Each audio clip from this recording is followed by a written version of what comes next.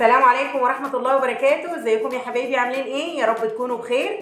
النهارده ان شاء الله هنعمل كيكة سهلة وسريعة هتعجبكم قوي وطعمها في منتهى الجمال. هنعملها بحشوة حلوة قوي هتعجبكم ان شاء الله. وقبل ما نبدأ في المقادير ما تنسوش اللايك والشير اذا عجبكم الفيديو. ولو اول مرة تشوفوا قناتي ما تنسيش تشتركي في القناة وتفعلي زر الجرس عشان يوصلك كل جديد. مقادير الكيكه دي حلوه قوي قوي قوي هتعجبكم وتعجب ولادكم، لانها فيها مكونات او اضافات انا حطاها فيها بتدي طعم حلو قوي للكيكه، وبتبقى الحشوه بتاعتها في النص ومن فوق، فبتدي طعمه في منتهى الجمال.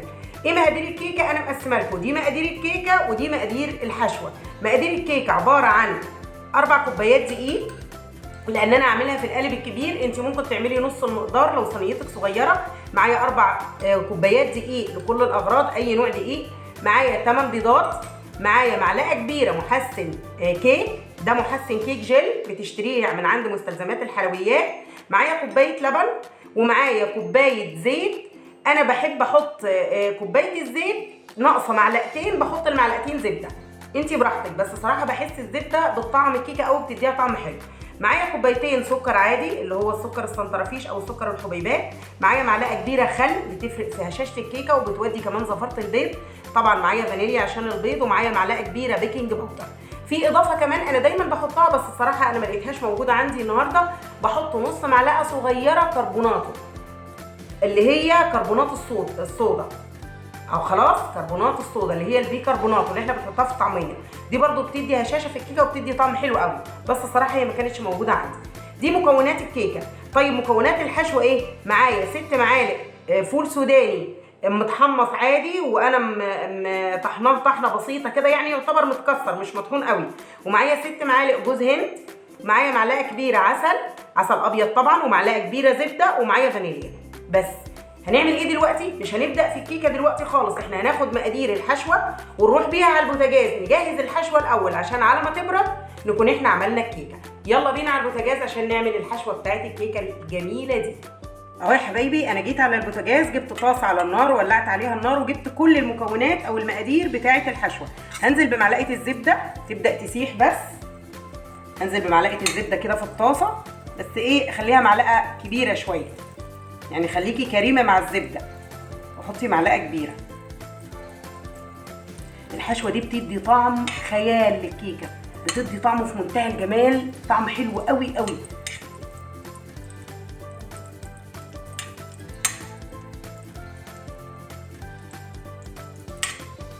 بس يا دوب الزبده تسيح هنزل بمعلقه العسل، هي معلقه واحده عسل. انزل بكل معلقه العسل. نزلت بمعلقه العسل مع الزبده، ابدا اقلبها كده على النار. طبعا انا زي ما قلت لك انا مولعه النار. يبدا العسل يدوب مع الزبده، هنزل عليهم بجوز الهند اهو، بسم الله. انزل بجوز الهند وابدا اقلب برضه.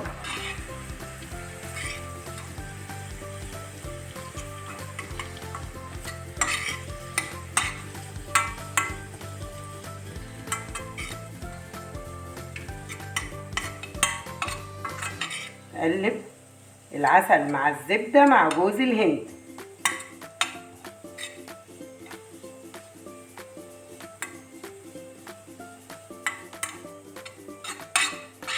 اقلبها كده شويه لغايه ما تبدا تتحمص معايا، وبعدين هنزل عليها بالسوداني اللي هو يعني يعتبر مجروش متكسر شويه، مش مطحون، انا عايزاه مجروش سوداني مجروش.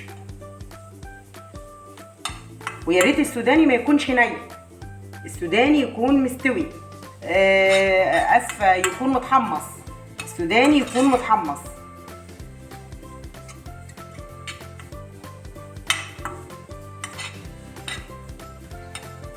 اهو قلبته شويه هنزل بالسوداني، او زي ما قلت لك السوداني مجروش يعني متكسر.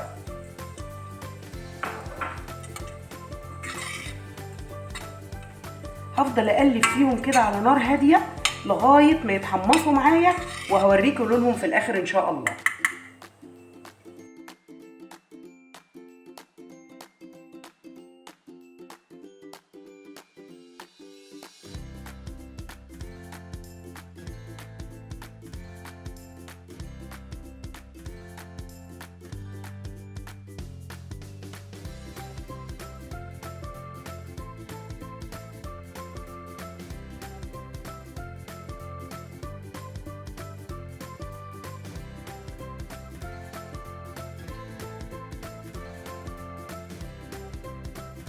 اهو يا حبايبي انا فضلت اقلب فيه على نار هاديه لغايه ما خد اللون الذهبي الجميل ده.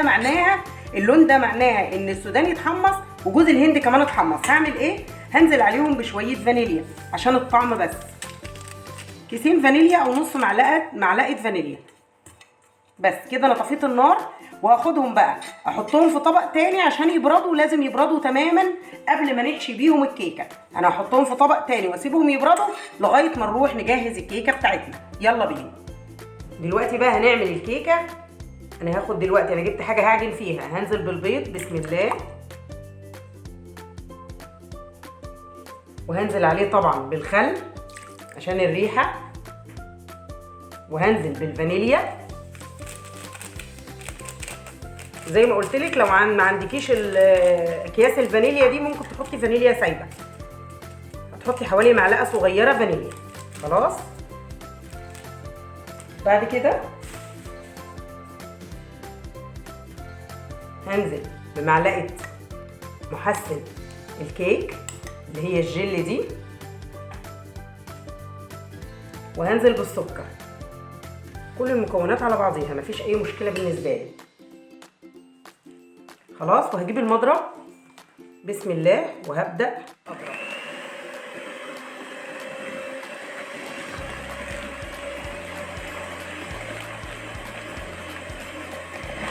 طبعا في الاول هضرب على سرعه هاديه لحد ما يبدأ يدوب، وبعدين هعلي السرعه.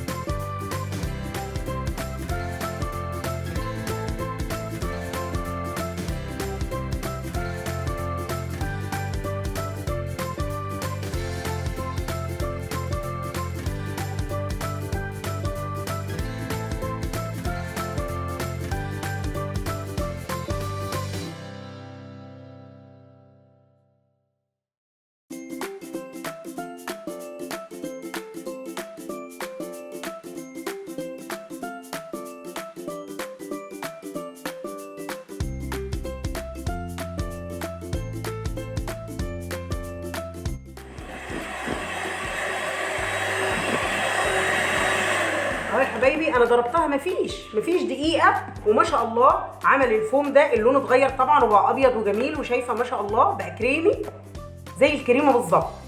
خلاص. هعمل ايه دلوقتي؟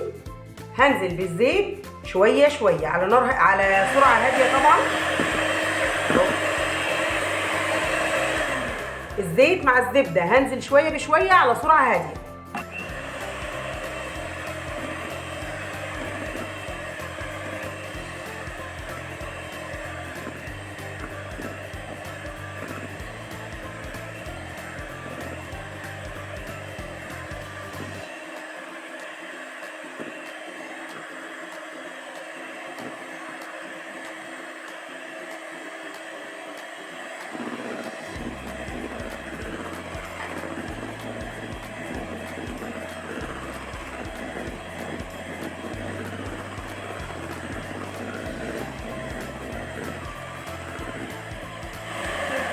اهو خلاص اختفى الزبده مع الزيت، اختفت مع الفوم اللي كان عندي ده.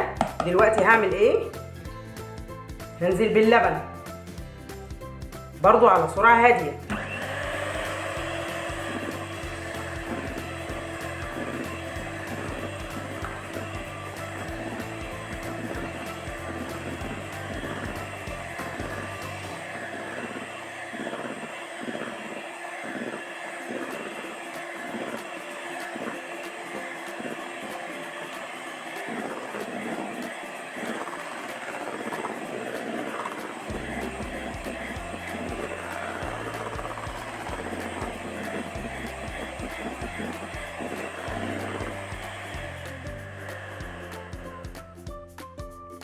خلاص كده انا نزلتهم كلهم. هعمل ايه؟ هجيب الدقيق اللي عندي وهخلط عليه البيكنج باودر، معلقه البيكنج باودر اللي قلنا عليها، وابدا اخلطها مع الدقيق عشان انزل بالدقيق شويه بشويه. خلي بالك انا في الاول كنت عامله سرعه عاليه على البيض مع السكر. من بعد ما بدات انزل الزبده مع الزيت وانزل اللبن عليها هديت السرعه على اهدى حاجه، علشان انا مش عايزه الفوم ده يروح، انا عايزاه يبقى موجود برده في الكيكه. هيديني طعم حلو قوي وهيديني هشاشه في الكيكه ويخليها هشه، وانا عايزه اللون الابيض ده فيها. وفي تريكايه هضيفها لك دلوقتي على الخليط ده، هتديكي بياض ناصع للكيكه جميله جدا جدا جدا. ايه هي؟ معلقه عصير ليمون. معلقه العصير الليمون دي بتفرق في الطعم قوي وبتفرق في اللون. هبدا اخلطها خلطه بسيطه كده.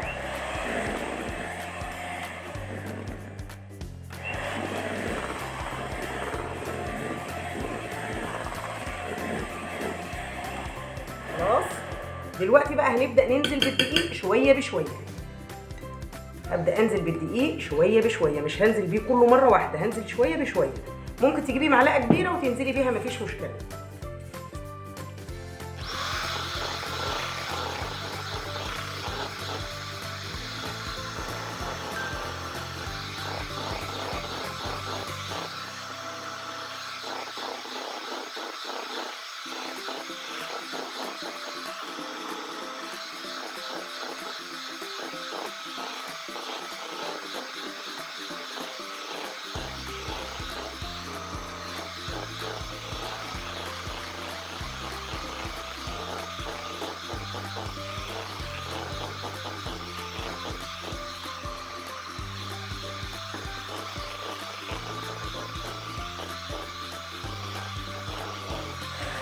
انا كده خلصت كل كميه الدقيق. هبدا اخده لفتين بس عشان اتاكد ان كل الدقيق خلاص راح في الخليط ده، وبعدين نصبه في الصينيه.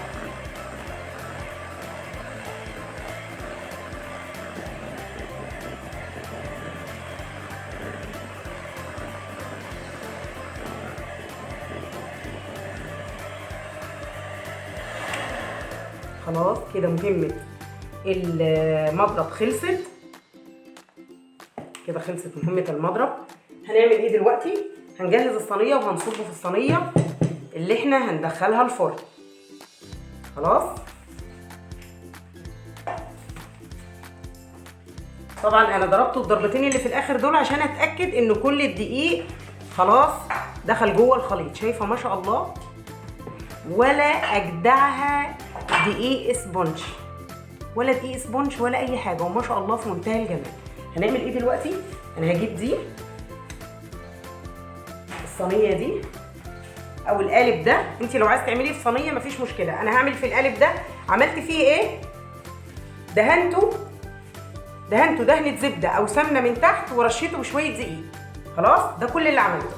هنزل بالكيكه بسم الله.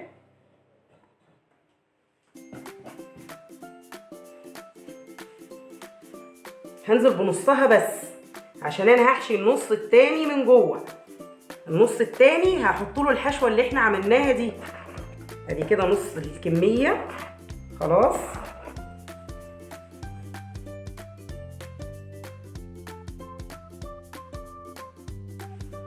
اهي، بس هوزعها كده في القالب اهو.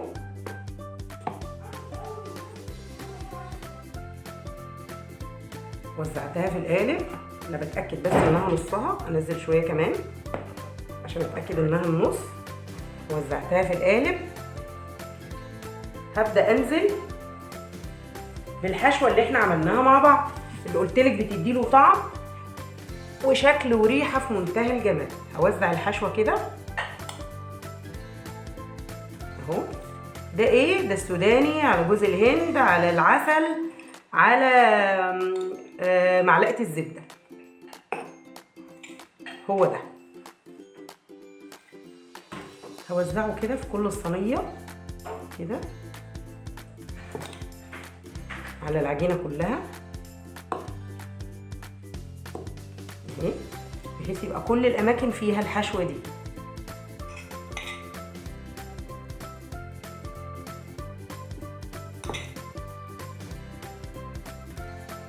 حشوه حلوه قوي قوي قوي.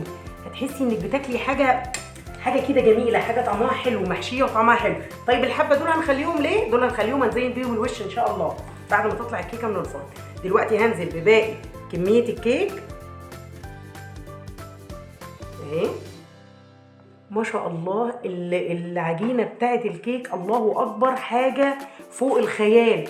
وعاملاها قدامك، لا دقيق سبونج ولا اي حاجه، والله دقيق لكل الاغراض، دقيق عادي جدا من اللي بنعمل بيه المخبوزات والمعجنات والحاجات العاديه اللي احنا بنعملها. وما شاء الله علشان الطريقه، احفظي الطريقه وشوفيها، والطريقه سهله وما خدتش معانا وقت، وفي نفس الوقت بالمضرب الكهرباء العادي، لا عجان ولا اي شيء. لو عندك عجان ممكن طبعا تعمليها في العجان، هتسهل عليكي.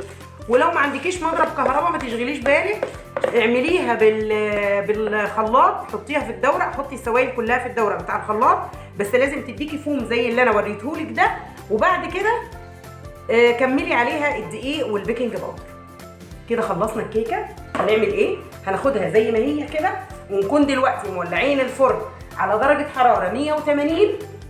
في الاول انا بولعها على 180 وبعدين ادخل القالب. طبعا هاخدها خبطتين كده، هاخدها خبطتين على الترابيزه عشان اطلع لو فيها هواء او حاجه عشان ما يعمليش فراغات، وهاخدها واروح بيها على الفرن زي ما قلت لك. انا عم مولعه الفرن على درجه 180. اول ما بحطها في ال 180 اول 10 دقائق على ال 180، وبعد كده بنزلها لحوالي 170 او 160 وبسيبها تستوي خالص براحتها. ما تجيش ناحيتها غير بعد ساعه الا ربع او 35 دقيقه على الاقل. هتعملي ايه؟ تفتحي باب الفرن مشويش خالص، وهتجيبي خله او عود الشيش طاووق وتدخليها في وسط الكيكه وتشوفيه. اذا طلع نظيف ومعلهوش اي عجين يبقى الكيكه استوت. اذا طلع لسه فيه عجين اقفلي على الكيكه تاني. وخلي بالك الكيكه انا بولع عليها تحت بس، ما بولعش عليها فوق خالص نهائي. هي بتحمر من فوق ومن تحت وبتاخد اللون الجميل بدون ما اولع عليها الشوايه. وفي تركايه بسيطه كمان هقول لك عليها، القالب او الصينيه ما تحطيهوش مباشره في الفرن، حطيه على الشبكه اللي في النص بس. دخلي حطيه الاول تحتيه حاجه، حطي صينيه فاضيه ودخلي فيه القالب ده او الصينيه بتاعت الكيكه. ده هيديلك كيكه في منتهى الجمال ومستويه من فوق ومن تحت ومش محتاجه تشغلي شوايه. يلا بينا على الفرن ونشوفها بعد ما تطلع من الفرن ان شاء الله. اهو يا حبايبي الكيكه بعد ما طلعت من الفرن، انا مش قادره المسها لانها سخنه جدا. ما شاء الله شوفي لونها عامل ازاي. طبعا اللون اللي تحت برضو هيكون زي ده كده بالظبط او اجمل منه كمان كده، من غير ما اولع عليها الشوايه خالص. زي ما قلت لك انا مش بولع الشوايه بس بسويها على نار هاديه. طيب هنختبرها ازاي؟ انا اختبرتها طبعا بس هختبرها تاني قدامكم. بجيب عود الشيش طاووق او عود الخله ده وادخله لغايه الاخر اهو، وبعدين بسحبه كده وبشوف اهو. شايفه صوابعي ما عليهاش اي حاجه، وعود الخله طالع نظيف ما فيهوش اي حاجه. نعمل في مكان تاني اهو وبطلعه ما فيهوش اي حاجه. ده معناها ان الكيكه استوت تماما ومش معجنه من جوه ولا حاجه، مستويه من بره ومن جوه. الكيكه ما شاء الله لا قوه الا بالله هشه وجميله وهتعجبك جدا جدا. ريحتها مش قادره اقول لك، قلبه مش البيت، قلبه الشارع كله. ريحتها جايبه اخر الدنيا. كل اللي هعمله ايه دلوقتي؟ انا هغطيها في فوطه مطبخ. انا بحب اغطيها في فوطه مطبخ عشان تفضل طريه زي ما هي لغايه ما تبرد تماما. بعد ما تبرد ان شاء الله هنجيبها نقلبها مع بعض ونزينها من فوق بالباقي من الحشوه اللي حطيناها جوه الكيكه. الكيكه اهي يا حبايبي بعد ما قلبتها في الطبق، ما شاء الله لونها في منتهى الجمال وريحتها جميله جدا وهشه جدا زي ما انت شايفه كده. كل اللي هنعمله ايه؟ انا جبت معلقتين عسل علشان بس اثبت الحشوه اللي احنا عملناها. جبت معلقتين عسل وهدهن بيهم بس كده الكيكه من فوق اهي. انا سبتها طبعا لغايه ما بردت خالص لاني ما ينفعش اعمل معاها كده وهي لسه سخنه اهو. هدهنها بس كده دهنه خفيفه بالعسل عشان اثبت التزيين اللي انا هحطه فوق. هو التزيين عباره عن ايه؟ الشويه الباقيين من الحشوه اللي حطيناها في نص الكيكه. خلاص كده جميل قوي. هعمل ايه دلوقتي؟ هاخد حبه الحشوه اللي احنا بقيناهم دول وانزل بيهم كده على الكيكه اهو. بس تزيين بسيط خالص عشان يبين لي ان الكيكه من جوه محشيه نفس التزيين اللي عليها من فوق او نفس الحشوه اللي عليها من فوق. بس خلاص وننزل شويه كده في النص اهي. هتعجبكم جدا جدا جدا وطعمها رائع حقيقي، طعمها في منتهى الجمال. هتعجبكم قوي قوي. وما شاء الله شوفي الكيكه عاليه ازاي، كيكه عاليه عاليه الله اكبر يعني اتنفخت قوي. هقطع لكم حته كده منها، هقطع حته اهي، ادي الحته الثانيه اطلعها لكم في الطبق.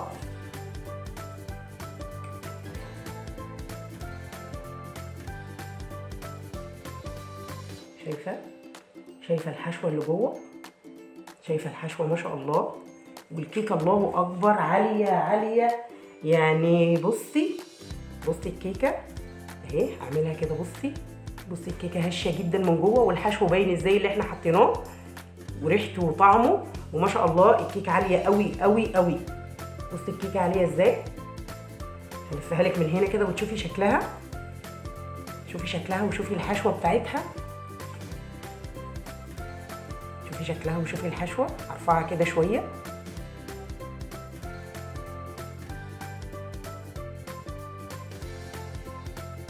ارفعها كده شويه اهو. شوفي الكيكه ما شاء الله عاليه جدا، والحشوه باينه فيها وجميله جميله جدا اهي. بصي اهي شايفه، واللون الابيض ده طبعا من معلقه عصير الليمون اللي احنا حطيناها. شايفه لونها ابيض ناصع ما شاء الله، والحشوه باينه فيها، وان شاء الله باذن الله هتعجبك قوي قوي. طعمها حلو قوي، وطلعت ما شاء الله معايا عاليه بمكونات بسيطه وبحاجات بنعملها دايما في الكيكه، بشويه تكات بسيطه جدا بتديني الطعم والشكل الجميل ده. بكده تكونوا خلصت وصفتنا النهارده. وان كانت الوصفه عجبتكم ما تنسوش اللايك والشير، ولو اول مره تشوفي قناتي ما تنسيش تشتركي في القناه وتفعلي زر الجرس عشان يوصلك كل جديد. واشوفكم في وصفه جديده باذن الله، والسلام عليكم ورحمه الله وبركاته.